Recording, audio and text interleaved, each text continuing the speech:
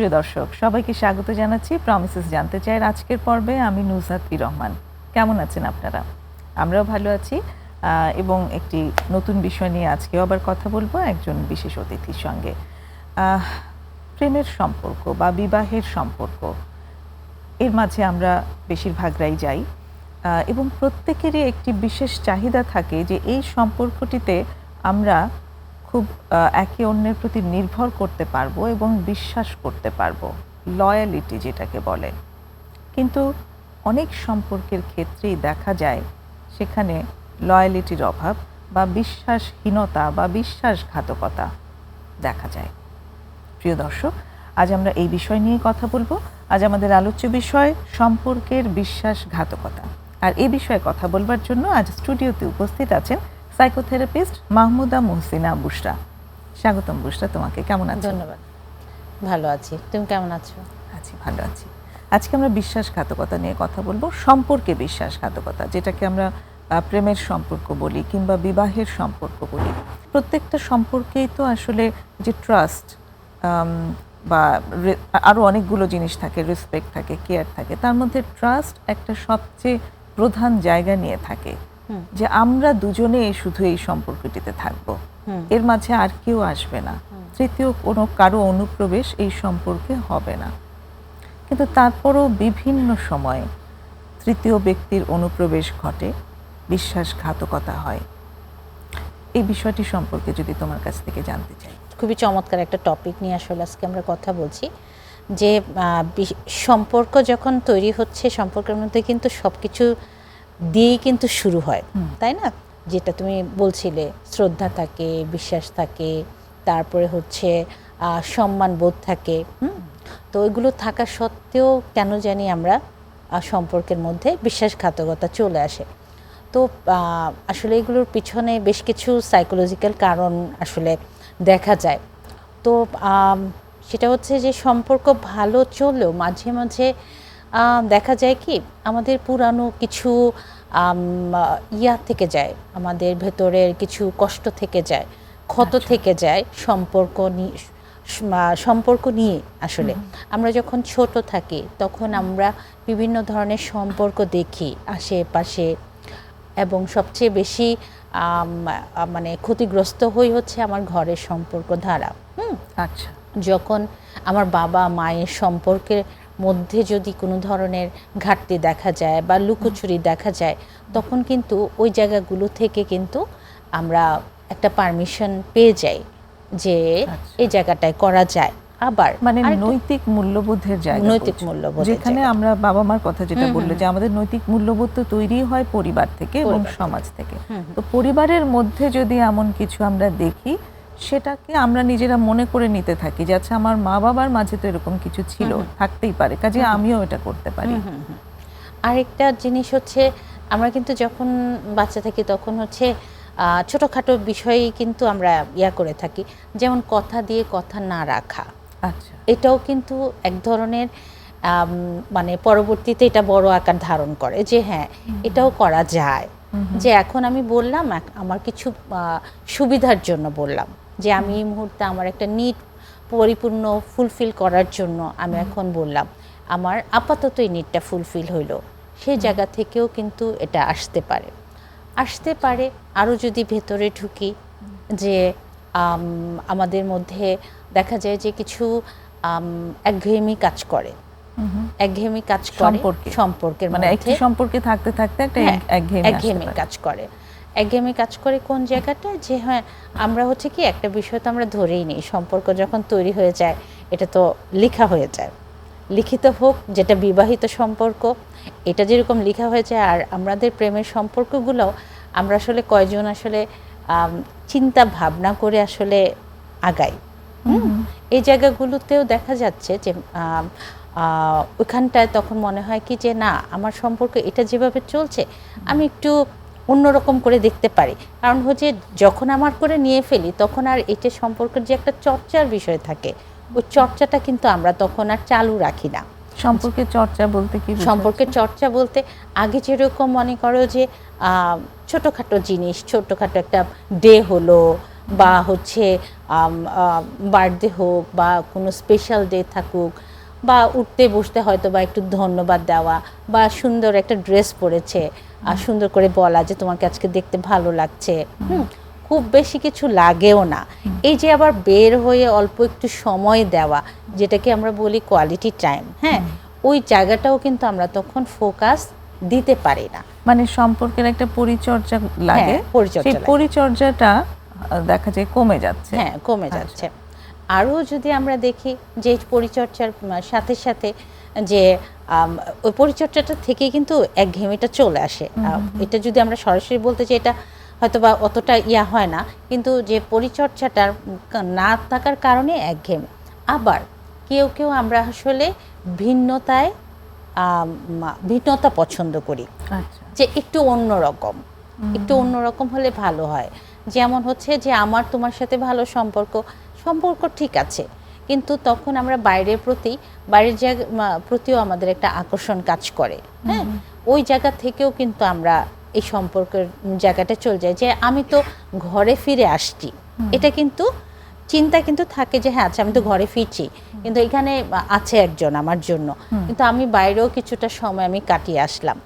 এটা যে আসলে যার সাথে আমার মানে কন্ট্রাক্ট করা সম্পর্ক, শ্রদ্ধার সম্পর্ক, ভালোবাসার সম্পর্ক, তাকে যে এখানে ঠকানো হচ্ছে, সেই জায়গাটা কিন্তু আমরা তখন ভাবি না। তো তখন আমরা এটাতে ওই জায়গাটাতে চলে যাই যে আচ্ছা এটা তো আমার মানে পার্মানেন্ট কোনো সম্পর্ক না। এই চিন্তাটা থেকে দেখা যাচ্ছে কি বাইরের সাথেও যার সাথে একটা ওখানেও কিন্তু একটা সম্পর্কই তৈরি হচ্ছে।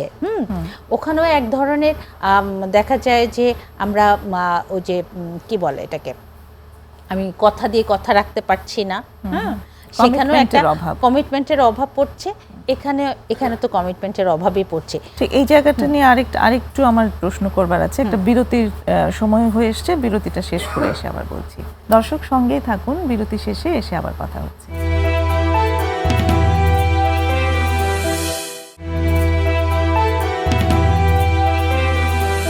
ফিরে এসেছি বিরতি নিয়ে প্রমিসেস জানতে চাই।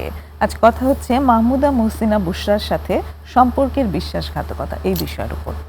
বুশরা, তুমি ঠিক যেখানটাতে ছেড়েছিলে আমি ওখান থেকে শুরু করতে চাই যে এমনও অনেক সময় হয় যে বাড়িতে একজন মানে বিয়ের হয়তো সম্পর্কটা, বিবাহিত একজন কেউ আছে বাড়িতে, কিন্তু বাইরের কারোর সাথেও আকর্ষণ তৈরি হচ্ছে। এটা কি কারণে? বাড়িতে যিনি আছেন তার কাছ থেকে সমগ্র চাহিদা গুলো পূরণ হচ্ছে না, এই কারণে কি হতে পারে? না, শুধু এই জায়গাটায় বলা যায় না যে বাড়ির চাহিদা পূরণ হচ্ছে না। বিষয়টা কিছু কিছু ক্ষেত্রে ঘটে। যে ওই যে বলছিলাম না যে চর্চা বা দেখা, নতুন করে ভাবা, সেগুলো তো মানে ওটা আমরা করি না, ওই জায়গাটা থেকে আছে। কিন্তু তারপরেও যে মনে হয় যে না অন্যরকম একটুখানি কথা বলে দেখি, আবার ফ্যান্টাসি থেকেও কিন্তু আমরা ফ্যান্টাসি থেকেও যাই যে আচ্ছা একটু দুষ্টামি তো করলাম, সেটা তেমন কিছু না হয়তো বা, হ্যাঁ, কোন একটু অ্যাডভেঞ্চারের মতো যে না আচ্ছা আমি একটু যাই, বা ঘরে তো আছে আমি একটু কফি খেতে যাই অন্য কারোর সাথে, ভালো লাগে, হ্যাঁ, ভালো লাগে অন্য কারোর সাথে ঘুরতে, বা অন্য মানে নতুন বলতে এখানে বোঝা যায় যে হ্যাঁ আমার মানে কি বলে এটাকে, ঘরে হয়তো সুন্দরী ওয়াইফ আছে, পার্টনার আছে, কিন্তু তারপরে দেখা যায় আরেকজনের সাথে আমি যাচ্ছি। যে মানুষ অনেক সময় বলে না যে ঘরে সুন্দরী বউ থাকতে কেন আমরা বাইরে যাই, বাইরে যাই, আসলে সুন্দরী নিয়ে আসলে সুন্দর বড় থাকলে আমরা যাই। তো হচ্ছে কি না, তো এই সুন্দরের জন্যই যে যাই বিষয়টা আসলে তা না। আমরা অবশ্য সুন্দরটাই ভাবে না বলি, এটা খুব মানে সুন্দরের সংজ্ঞা অন্য, সকলেই সুন্দর, সকলেই সুন্দর। তারপরে যে আমরা গতানুগতিক যে চিন্তা থাকে না কিছু আমাদের, ওই চিন্তাটার জায়গা থেকে আসলে বলা যে না, তারপরেও মনে হয় যে না বাইরে যায় একটু ভিন্নতা হয়তোবা তার কথাগুলো একটু অ্যাট্রাক্ট করছে আমাকে, যেটা ঘরের জায়গাটায় অ্যাট্রাক্ট করছে না, হ্যাঁ, ওগুলো বিভিন্ন কারণ চিন্তা করে আসলে আমরা যাই অন্য সম্পর্কে। সেখানটাতে কিন্তু ওইটা আসছে যে আমার আসলে এই নিডটা আছে, এই নিডটা আমি এখানে এক্সপ্রেস করছি না, কিংবা কোনোভাবে এটা হতে পারে পূরণ হচ্ছে না, করছি নাও হতে পারে। আবার করতে চায়ও না, অনেক করতে সময় চায় কাজ না, করে হতে পারে। কাজ করে। আরেকটা জিনিস আছে না আমাদের, যে হচ্ছে মুখে বলার কি আছে তাকে, আমি তো তাকে ভালোই বাসি, এটা বলার কিছু নাই, তার তো প্রয়োজন আমি কখনো অপূর্ণ রাখি না। যা প্রয়োজন হয় চাওয়ার আগেই তো আমি দিয়ে ফেলতেছি, কিন্তু তারপরেও দেখা যাচ্ছে যে ওই সঙ্গিনীটি বা সঙ্গীটি যে মানে যে চাওয়াটা তার আসলে ভেতর থেকে আসতেছে, ওই চাওয়াটার দিকে না তাকিয়ে আমি হয়তোবা অন্য জিনিস ফুলফিল করতে যাচ্ছি। আমার হয়তোবা খুব ইচ্ছা করছে আজকে আমি হয়তোবা খুব একটা ছোট্ট মজা ছোটোখাটো একটা খাবার খাবো যেটা আমার খুব পছন্দ, যে আমি আজকে ভর্তা দিয়ে খাবো। হয়তোবা হাজব্যান্ডকে বললাম যে তুমি এটা নিয়ে আসো। কিন্তু হাজব্যান্ড মনে করে আমি তো আমার ওয়াইফকে অনেক ভালোবাসি, আচ্ছা বাজারে যাওয়ার পর মনে হলো যে না, আমি এইটা না, ওর জন্য এইটা নিয়ে যাই। এটা হচ্ছে আমার চাহিদা। তো এই যে চাহিদা ভিন্ন হওয়ার কারণেও কিন্তু মাঝে মাঝে দেখা যায় যে এখানে গ্যাপ তৈরি হয়, যে আমি আসলে যেভাবে চাই সেভাবে আসলে আমাকে রেসপন্স করছে না, অন্য হয়তোবা আমি যেটা চাই সেইভাবে হয়তোবা রেসপন্স করে। সেই জায়গা থেকেও কিন্তু আমাদের অনেক সময় অ্যাট্রাকশন কাজ করে। তো এই যে আমি আমার নিড ফুলফিল হচ্ছে না কিংবা আমার নৈতিক মূল্যবোধের অভাব, সে কারণে আমি হয়তো একটা অন্য কোনো সম্পর্কের ভিতর জড়িত হয়ে গেলাম, যেটাকে এক্সট্রা ম্যারিটাল রিলেশনশিপ বলে বা বাংলায় বলে পরকীয়া সম্পর্ক। তা আমি হয়তো সেরকম একটা কিছুর মধ্যে আছি, তাতে আমার যে পার্টনার তার উপরে কি ইম্প্যাক্ট করে, বা শুধু যে পার্টনারই ইম্প্যাক্টেড হয় তা কিন্তু না, পুরো পরিবার কিন্তু সেখানে ইম্প্যাক্টেড হয়। কি ধরনের ইম্প্যাক্ট? পার্টনার দিয়ে শুরু করি আগে। সেটা হচ্ছে প্রথমেই মানে অস্তিত্ব নিয়ে নিজের ফিল হয় যে আমি আসলে কে, আইডেন্টিটি ক্রাইসিস হয়, যে আমি তার লাইফে আসলে কোথায় আছি, আমার কি আদৌ অস্তিত্ব আছে ওখানে। তারপরে যেটা হচ্ছে যে নিজের মানে গাঠনিক বৈশিষ্ট্যগুলোর উপর পড়ে, আমি কি ঠিক আছি, আমি কি তার জন্য উপযুক্ত। Self doubt. হ্যাঁ, সেলফ ডাউটটা হতে থাকে যে আমি আসলে কি তার জন্য ঠিক আছি, আমার হয়তো বা কোথাও দোষ আছে, বা আমি হয়তো বা কোনো জায়গা থেকে আমার হয়তো বা কোনো ঘাটতি আছে। এবং তারপরে আরেকটা বড় জিনিস যেটা হচ্ছে খুবই অসম্মানিত হয়, এবং হচ্ছে ওই জায়গাটায় মানে মেনে নেওয়া মানে কি আমার জায়গাটায় আরেকজনকে আমি, আমার হাজব্যান্ড বা আমার পার্টনার যেটা করছে যে এখানে অংশীদারিত্ব দিচ্ছে, হ্যাঁ, সেখানে আমরা এটা কল্পনাই করতে পারি না। এবং ওই জায়গাটায় নিজের মানে ইমোশন যেটার খুবই কাজ করে, সেটা হচ্ছে নিজেকে কিন্তু আমরা লাস্টের দিকে হেট করতে শুরু করি, নিজেকে অনেক ছোট মনে হতে থাকে, নিচু মনে করি যে আমার আসলে কোনো যোগ্যতা হয়তোবা নাই, বা হচ্ছে হয়তোবা কথাবার্তায়ও বের হয়ে আসে, পার্টনার অনেক সময় বলেও কিন্তু যে আমি তো গিয়েছি এই জন্যই, তুমি এরকম করো না সেই জন্য আমি গিয়েছি, অনেক সময় বলেও ফেলে। তো ওই জায়গাগুলো থেকে এটা তো হয়, তাদের মধ্যে হচ্ছে কি কোন্দলটা বেড়ে যায়, ঝগড়াঝাটিটা বেড়ে যায়। আরেকটা বিরতির সময় হয়ে এলো বুসরা, আরেকটা বিরতি নিয়ে এসে আমরা এই বিষয়টাতে আরেকটু শুনবো। আরেকটা বিরতির সময় হয়ে এসেছে, দর্শক সঙ্গেই থাকুন।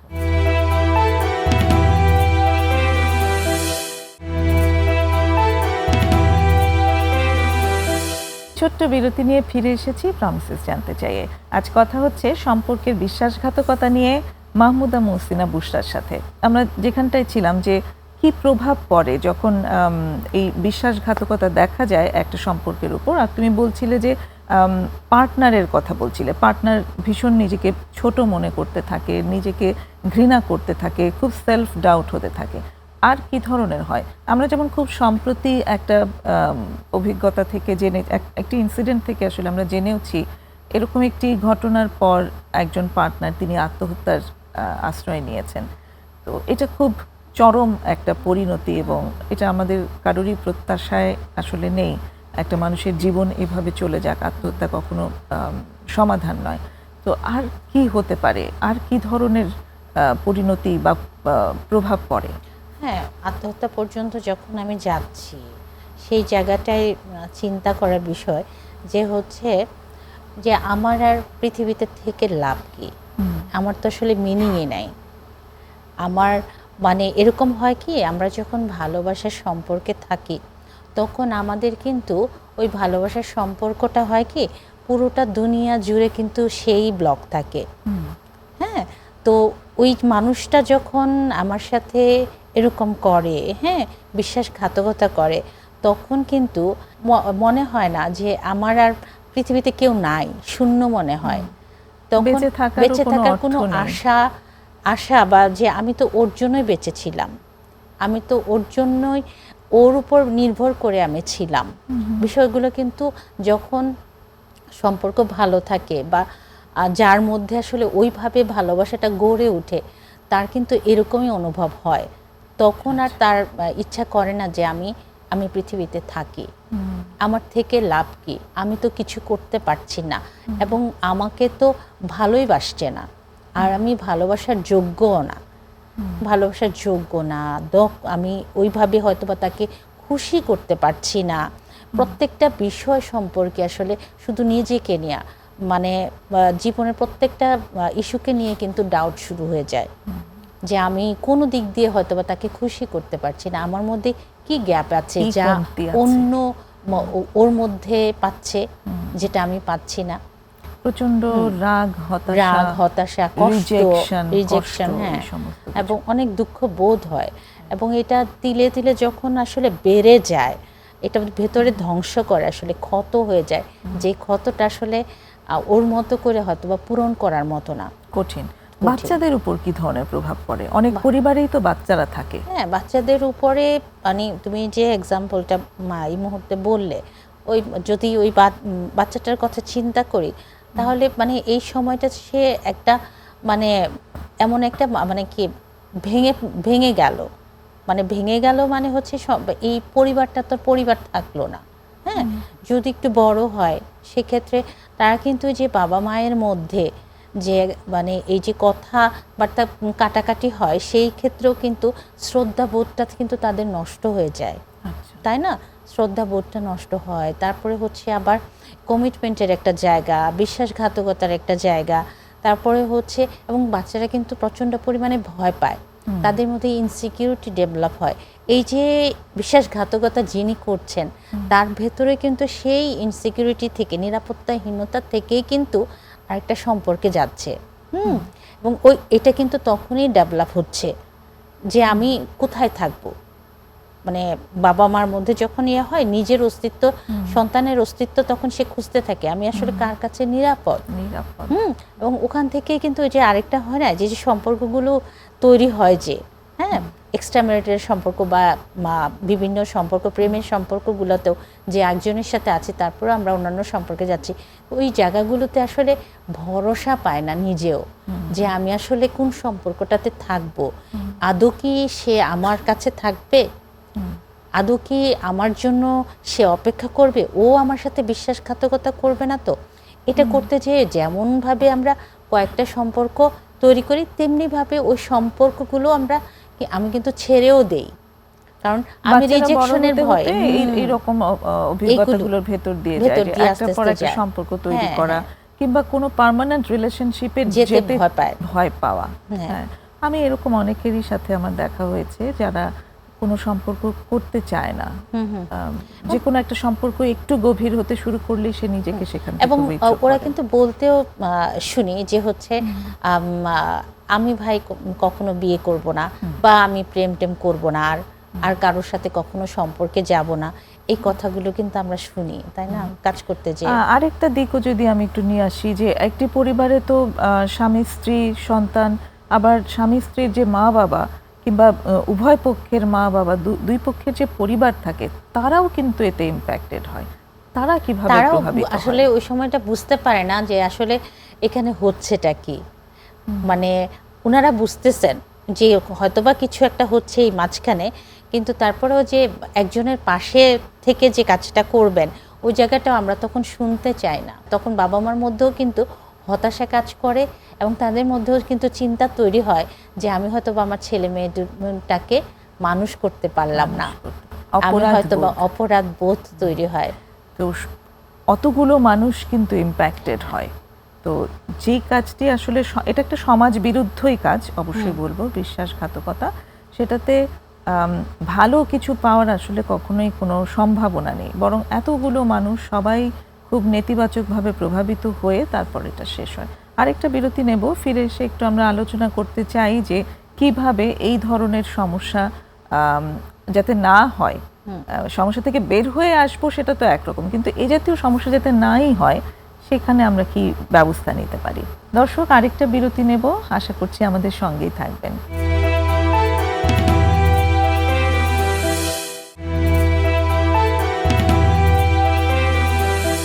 আবারও ফিরে এসেছি প্রমিসেস জানতে চাইয়ে ছোট্ট বিরতি নিয়ে। আজ কথা হচ্ছে মাহমুদা মুহসিনা বুশরার সাথে সম্পর্কে বিশ্বাসঘাতকতা নিয়ে।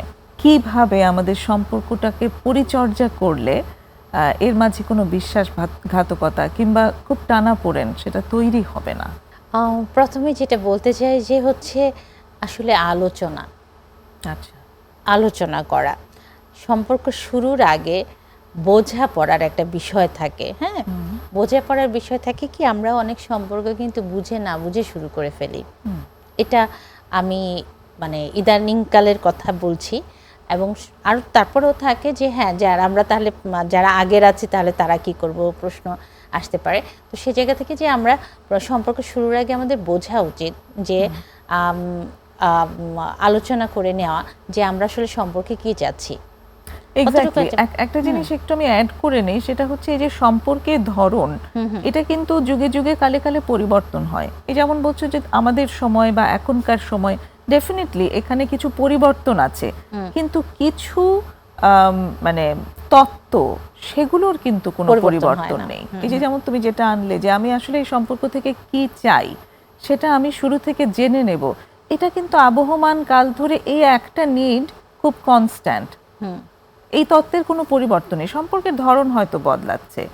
তো ওই জায়গাটায় প্রথমেই চিন্তা করা যে আসলে আমরা সম্পর্কটা যাইতে চাচ্ছি, কি চাচ্ছি আমি এই সম্পর্কটা থেকে। আদৌ কি এটা আমাদের প্রেমের সম্পর্ক? আদৌ কি এটা আমাদের দাম্পত্য সম্পর্কের ওই জায়গাগুলোতে আমি যে মানে প্রেমের সম্পর্কেরটার কথাও বলছি, আবার বলছি যে যখন আমরা বিয়েও করতে যাচ্ছি তখন আমার আসলে পূর্ব সেট আপের দরকার আছে যে আমি বিয়ে করতে যাচ্ছি কেন চাচ্ছি। এই কেনটা সামাজিকতা, কিন্তু তারপরেও আমি কেন করতে যাচ্ছি। আমি কি সমাজের চাহিদা পূরণের জন্য বিয়ে করতে চাচ্ছি, নাকি আমার চাহিদা পূরণের বিয়ে করতে চাচ্ছি, নাকি আমার পরিবারের চাহিদা পূরণের জন্য বিয়ে করতে চাচ্ছি। বা এই কয়েকটা জিনিস আমার মনে হয় ভাবা দরকার। এই যে তিনটা জিনিস বললাম যে কারণ হচ্ছে আমার কাজের এক্সপিরিয়েন্সের জায়গা থেকে বলতেছি যে অনেক সময় দেখা যায় যে আমি বিয়ে করেছি ঠিকই, কিন্তু বলতো যে হ্যাঁ আমার বাবা মা চেয়েছে সেজন্য আমি তো আমার এই একটা সামাজিকতা রাখতে হয় আর কি। তো এই ধরনের কনসেপ্ট থেকে যদি আমি বিয়ে করি তাহলে আমার কাছে মনে হয় যে এই জায়গা তো ঘাটতি থাকবেই, তাই না? কারণ আমি সম্পর্কটা শুরু করছি এটা আমি কারণ জানি না, তার সাথে সাথে যেটা হচ্ছে আমি শ্রদ্ধা জানি না যে কেন আমি একটা পার্টনারকে বেছে নিচ্ছি, এই পার্টনারকে আমি আসলে শ্রদ্ধা করব কিনা, বা দুজনকে আমি কতটুকু বুঝতেছি। এই জায়গাগুলো আমার মনে হয় ভাবা দরকার। আর এখন ইদানিংয়ের জায়গাটা আমি বলতে চাচ্ছি যে আমরা এই জায়গাটাতেও কিন্তু খুব দ্রুত আমরা সম্পর্কে জড়ায় যাচ্ছি। আমাদেরকে একটু যদি আরেকটু যদি ফোকাস করে আনি যে একটি সম্পর্কের পরিচর্যার জন্য কি কি বিষয়ের উপরে আমাদের খুব বেশি মনোযোগ রাখা প্রয়োজন। সবার আগে হচ্ছে বোঝাপড়াটা, আলোচনা, তারপরে শ্রদ্ধাবোধ, তারপরে কমিউনিকেশন। আমি ঠিক কি চাইছি আমার পার্টনার ঠিক বুঝছে কিনা, যদি বুঝতে না পারি তাহলে আমি জিজ্ঞেস করব।